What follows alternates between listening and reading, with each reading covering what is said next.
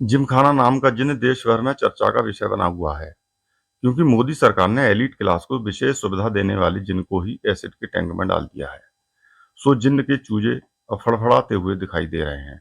यही जानने हम जिमखाना गए तो वहां चूजों के फड़फड़ाहट की स्पष्ट अनुभूति हो रही थी। जी हाँ, हम बात कर रहे हैं दिल्ली जिमखाना क्लब की। सरकार ने दिल्ली जिमखाना क्लब के प्रबंधन को 5 जून तक जगह खाली करने का आदेश दिया है।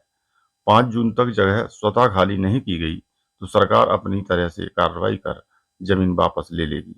सरकार का तर्क है कि ये क्षेत्र बेहद संवेदनशील और हाई सिक्योरिटी जोन में आता है। इसीलिए यहाँ केवल सरकारी और प्रशासनिक कामकाज से जुड़ी गतिविधियां ही होनी चाहिए। सूत्रों के अनुसार सरकार इस जमीन पर सरकारी कार्यालय और अधिकारियों के लिए आवासीय परिसर बनाने की योजना पर काम कर रही है। इस स्थान को दिल्ली के मोती बाग की तरह ही विकसित किया जा सकता है। दिल्ली जिमखाना क्लब प्रधानमंत्री आवास लोक कल्याण मार्ग के निकट स्थित है।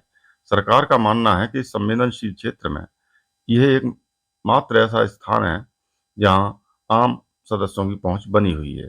इसीलिए सरकार ने देश हित में क्लब की जमीन वापस लेने का निर्णय लिया है। हालांकि क्लब के कुछ सदस्य, स्टाफ वेलफेयर एसोसिएशन और अन्य लोगों ने हाई कोर्ट में याचिका दाखिल कर दी है। हाई कोर्ट ने केंद्र सरकार और क्लब प्रबंधन को नोटिस जारी किया है।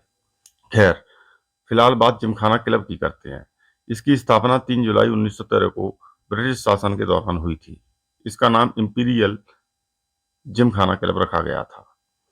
उस समय क्लब अंग्रेज अधिकारियों की मस्ती के लिए बनाया गया था। 1911 में ब्रिटिश सरकार ने देश की राजधानी को कोलकाता से दिल्ली स्थानांतरित करने का निर्णय लिया तो इस क्लब को भी दिल्ली स्थापित कर दिया गया। 1928 में सरकार ने 27.3 एकड़ जमीन इंपीरियल दिल्ली जिमखाना क्लब को लीज पर दी थी।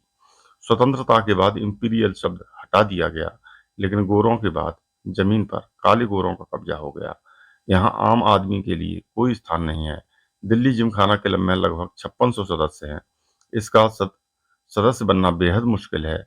कई तरह की सदस्यता है। 20 से 25 लाख रुपए तक वसूले जाते हैं, लेकिन इतनी मोटी रकम देने के बाद सदस्य बनने की कोई गारंटी नहीं है, क्योंकि वेटिंग लिस्ट 30 से 35 साल तक जा सकती है। जबकि वर्तमान सदस्यों के बच्चे 22 साल की आयु में ही सदस्य बना लिए जाते हैं। कुल मिलाकर नए व्यक्ति को सदस्य नहीं बनाया जाता। इसके अंदर club house, swimming pool, restaurant, private party hall भी हैं।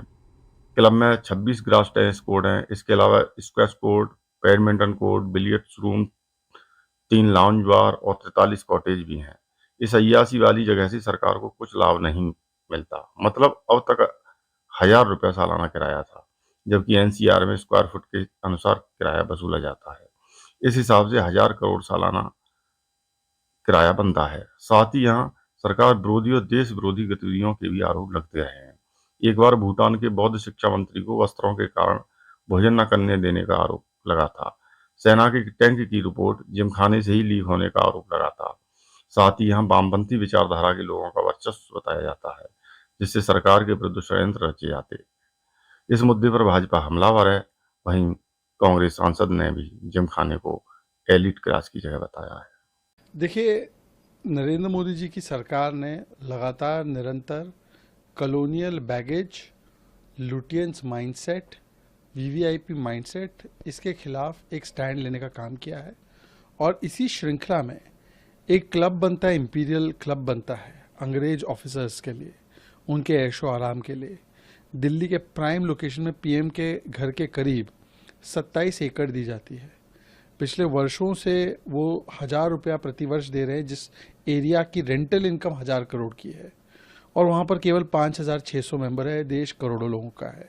वहाँ पे मेंबरशिप भी केवल आपको आपकी जन्म पत्रिका के आधार पर, आपका परिवार कौन है उसके आधार पर मिलती है। क्या इस प्रकार की व्यवस्था हो सकती है? और इस प्रकार की एलिटिस्ट वीवीआईपी लुटियंस माइंडसेट के लिए मैं देख रहा था कांग्रेस के कुछ लोग हाई तौबा मचा रहे हैं। मतलब ये इंतहा हो गई वीवीआईपी एलिटिज्म माइंडसेट की। मुझे बहुत बहुत गर्व है कि प्रधानमंत्री मोदी जी ने पहले हमारे जो कॉलोनियल कानून थे उनको बदलने का काम किया। भारतीय न्याय संहिता आई, राजपथ को कर्तव्य पथ किया, नेताजी की प्रतिमा लगाई, लुटियंस की मूर्ति हटाकर वहाँ पर राजा जी की मूर्ति भी लगी। और जिस प्रकार से हम लोग भारतीयता की ओर बढ़ रहे हैं और अंग्रेजी और कॉलोनियल जो चिन्ह हैं उनको समाप्त कर रहे हैं और उसका प्रोडक्टिव यूज़ कर रहे हैं। नई पार्लियामेंट को भी अब हम लोगों ने बनाने का काम किया है और एक नया हम लोगों का सेक्रेटेरिएट भी बना है भारत सरकार का। तो इस प्रकार से अगर किया जा रहा है तो इसका स्वागत होना चाहिए। अच्छा है यार, ये तो एलीट क्लास के लोग हैं, इनके बारे में मुझे नहीं, गरीब आदमियों की बात करिए मुझसे, ये एलीट क्लास के लोग हैं, इनसे क्या होना है? जिमखाना से क्या हो रहा है? जिमखाना में क्या है? जिमखाना भाई, ये एलीट क्लास लोगों के चोचले हैं, इसके अलावा कुछ है इसके अंदर?